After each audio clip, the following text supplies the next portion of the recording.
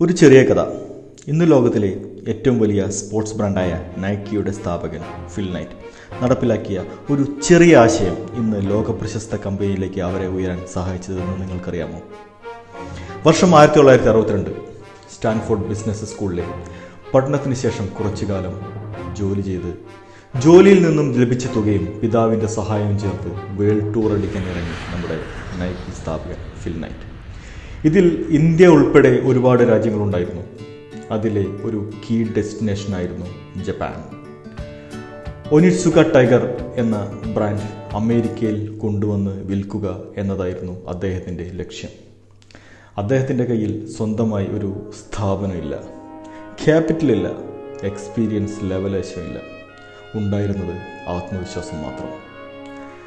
ജപ്പാനിലെത്തിയ ശേഷം അതിനായി അവരുടെ ഓഫീസുമായി ബന്ധപ്പെട്ട് കോൺഫിഡൻസോടുകൂടി കാര്യം അവതരിപ്പിച്ചു.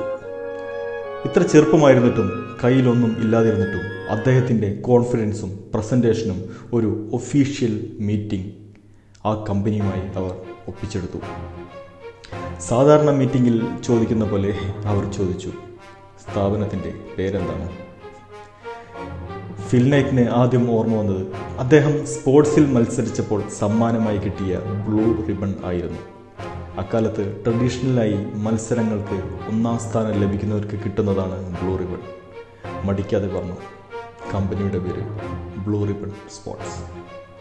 സത്യത്തിൽ അങ്ങനെയൊരു സ്ഥാപനം ഇല്ല, ക്യാപിറ്റലില്ല, എക്സ്പീരിയൻസും ഇല്ല. പക്ഷേ ഇതെല്ലാം എനിക്കുണ്ടെന്ന് ഫേക്കായാണ് അദ്ദേഹം മീറ്റിങ്ങിൽ അവതരിപ്പിച്ചത്.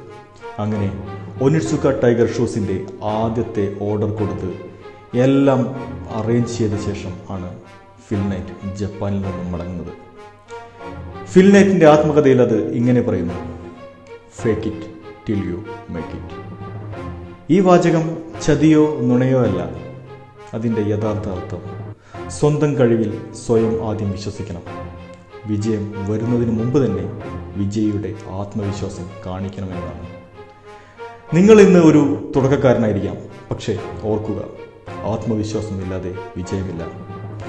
ഇന്ന് ഫിൽ നൈറ്റിനെ പോലെ നിങ്ങൾക്കും ചെറുതായി തുടങ്ങാം. ഒരുപക്ഷെ നാളെ നിങ്ങളുടെ കഥ ലോകം കേൾക്കും.